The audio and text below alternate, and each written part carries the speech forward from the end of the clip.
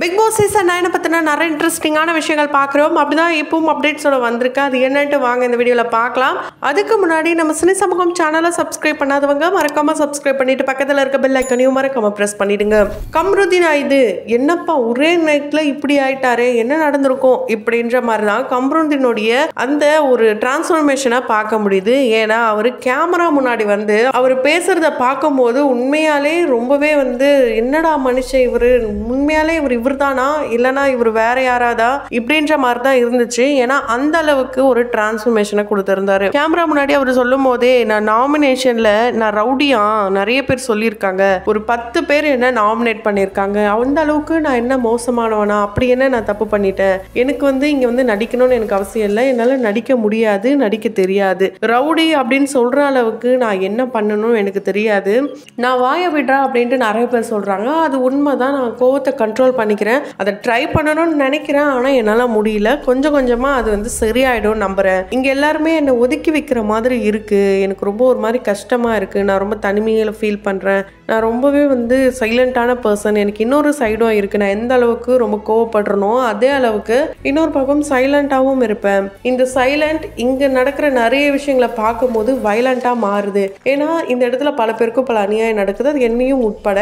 அப்படி இருக்கும்போது அந்த இடத்துல எதுக்கு நம்ம வாய்ஸ் ரைஸ் அவுட் பண்ணக்கூடாது, பண்றதுல எந்த தப்பும் கிடையாதுல, நம்ம நம்மளா தானே இருக்க வந்திருக்கோம், எப்பவுமே சும்மா இருந்துட்டா எப்படி? ஸோ நானா தான் இருக்கேன், என்னை வளர்த்து விட்டது நீங்க தான், நீங்க என்னை காப்பாத்துவீங்க, நீங்க என் கூட இருக்கீங்க நம்புறேன், என்னை ஒதுக்க இவங்க யாரு, நீங்க சொல்லுங்க அது அப்படின்ட்டு ஆடியன்ஸ் கிட்ட தான் அவரு கேமரா முன்னாடி பேசியிருந்தாரு. உண்மையாலே அதை பார்க்க இதுதான் ஒரிஜினல் குமரன் அப்படின்ற மாதிரி இருந்துச்சு. ஏன்னா அவர் மகாநதி சீரியல்ல குமரன் கேரக்டர் பண்ணும்போது நிறைய பேருக்கு அவரை ரொம்ப பிடிச்சிருந்தது, ரொம்ப சைலண்ட் கேரக்டரா இருப்பாரு. ஆனா ரியல் லைஃப்ல அவர் இப்படி இல்லை அப்படின்றத அவங்களோட சிஸ்டர் சொல்லியிருந்தாங்க. இவருக்கு 2 பக்கங்கள் இருக்கு. ஒரு பக்கம் அவங்க அப்பா அம்மாவுடைய சில விஷயங்கள் தான் இவரை இந்த அளவுக்கு மாத்திருக்கு, அதை புரிஞ்சுக்க முடியுது. இருந்தாலும் எந்த இடத்துல எப்படி நடந்துக்கணும் அப்படின்ற ஒரு விஷயம் இருக்கு, அதை இவர் வந்து ஏதோ ஒரு இடத்துல மிஸ் பண்றாரோ அப்படின்ற கேள்விதான் வருது. உள்ள இருக்கிற பல பேரும் கேமராக்காக நடிக்கிறாங்க அப்படின்னு சொல்லப்பட்டாலும் கம்ருதீனை பொறுத்தவரைக்கும் அவர் இயல்பா தான் இருக்காரு. அவர் சும்மா கத்துறது மட்டும்தான் நமக்கு காட்டுறாங்க அப்படின்ற மாதிரி தான் இருக்கு. ஏன்னா ஒரு பர்சன் இப்படிதான் இருப்பாங்கன்ற மாதிரி ஃபர்ஸ்ட் டைம் நமக்கு ப்ரொஜெக்ட் பண்றாங்கன்னா அது அப்படியே முடிகிற வரைக்கும் காட்டிட்டு தான் இருக்காங்க. அந்த மாதிரி தான் கம்ருதீனையும் காட்டிட்டு வராங்களோ அப்படின்ற மாதிரியான கேள்விகளும் இப்ப எழுப்பப்பட்டு வருது. இது வரைக்கும் கம்ருதீனோட ஒரு சைடு தான் நம்ம பார்த்திருக்கோம், கோவப்பட்டு எல்லாரையும் அடிச்சுக்கிட்டு திட்டிக்கிட்டு இது போலதான் இருந்தாரு. ஆனா மக்கள் கிட்ட அவர் உண்மையால எப்படி இருக்க, நான் எப்படி பட்டவன் அப்படின்றத வெளிப்படையா பேசினதை பார்க்கும்போது ரொம்ப நல்லா இருந்துச்சு. அதுவும் இல்லாம அங்க பேசிட்டு வந்து இங்க ஒரு சம்பவம் பண்ணியிருந்தாரு. அந்த சம்பவம் ஒரு நீதி, நேர்மை, நியாயம் இது போலதான் இருந்துச்சு. என்னன்னா பிரவீன் வந்து தலையாயிட்டாரு. ஸோ தலைக்கிட்ட இருக்க அந்த ப்ரீ ஃபாஸ் இந்த ஒரு பவரை இன்னொருத்தங்களுக்கு கொடுக்கணும். அவர் பார்த்தீங்கன்னா கிச்சன் டீம்ல இருந்த கனி அவர்களுக்கு கொடுத்துருப்பாரு. அவங்க எப்பவுமே நல்லா சமைக்கிறாங்க, நல்லா இவங்க நல்லா அவங்கன்ட்டு கனியை புகழ்ந்து தள்ளி இருப்பாரு. ஸோ அதெல்லாம் ஓகே. ஆனா இந்த இடத்துல கானா, வினோத் அண்ட் கம்ருதீன் இவங்க 2 பேரும் என்ன சொல்லுவாங்கன்னா, இவரு முன்னாடி கலை கிட்ட தானே கொடுக்குறேன்னாரு, அவரு தலையாயிட்டாரு, அதனால அவருக்கு எந்த பிரச்சனையும் இல்லை, கலை கிட்ட, ஏன்னா அந்த டீம்ல இருந்தவர் அப்ப கலை கிட்ட கொடுத்துருக்கலாம், இல்ல காயினை கொடுத்தா நம்ம 2 பேருக்கு இல்ல யார்கிட்டயாவது ஒருத்தர்கிட்ட கொடுத்துருக்கலாம்.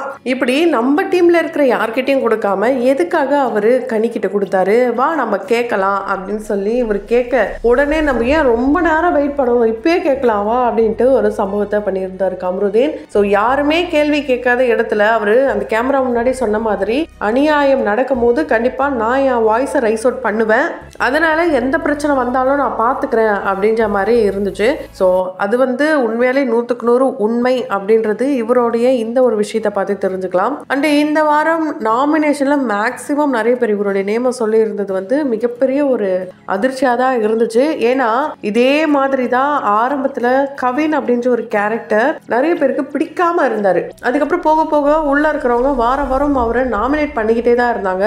ஃபைனலா அவரு எல்லார் மனசுலையும் இடம் பிடிக்கிற அளவுக்கு ஒரு சில விஷயங்களை பண்ணி அவரு மக்கள் நாயகன் அப்படின்ற மாதிரியான பேர்லாம் எடுத்துட்டு போனாரு. உண்மையாலே எத்தனை சீசன் வந்தாலும் சீசன் 3 மாதிரி வராது அப்படின்ற அளவுக்கு தான் நிறைய எமோஷனல்ஸ் அந்த சீசன்ல இருந்துச்சு. ஸோ கவின் மாதிரி வர்றதுக்கான வாய்ப்புகளும் இருக்குன்ற மாதிரி நிறைய பேர் கமெண்ட் பண்றாங்க. ஏன்னா ஆரம்பத்துல இருந்து இவருக்கு ஒரு பேடான ஒரு இம்ப்ரெஷனை கிரியேட் பண்ணிட்டாங்க. அண்ட் நிறைய பேர் இவரை ஒதுக்க ஆரம்பிச்சிட்டாங்க பிக் பாஸ் வீட்லயும்.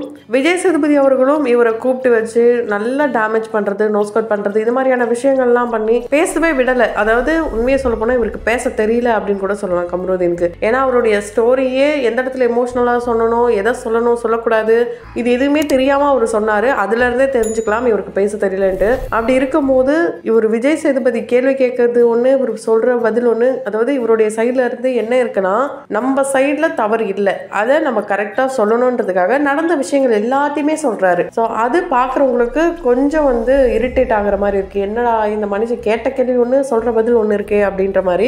அதனால தான் விஜய் சேதுபதியும் கடுப்பாகி உட்காருங்க நீங்க திருப்பி போடுறீங்க இது போலலாம் சொல்றாரு. இவருக்கு பேச தெரியல. கண்டிப்பா இந்த ஷோ மூலமா ஒரு இன்னும் வேற லெவலில் எக்ஸ்பீரியன்ஸ் ஆகிட்டு தான் வெளியே வருவாரு அப்படின்றத எதிர்பார்க்கலாம். இவர் இப்போதைக்கு எவிக்ட் ஆகிறதுக்கான வாய்ப்பே கிடையாது. ஏன்னா என்னதான் உள்ள இருக்கிறவங்க இவரை நாமினேட் பண்ணாலும், பல காரணங்கள் சொன்னாலுமே, வெளியில் இருக்கிறவங்களுக்கு இவரை ரொம்ப பிடிக்க ஆரம்பிச்சிருக்கு.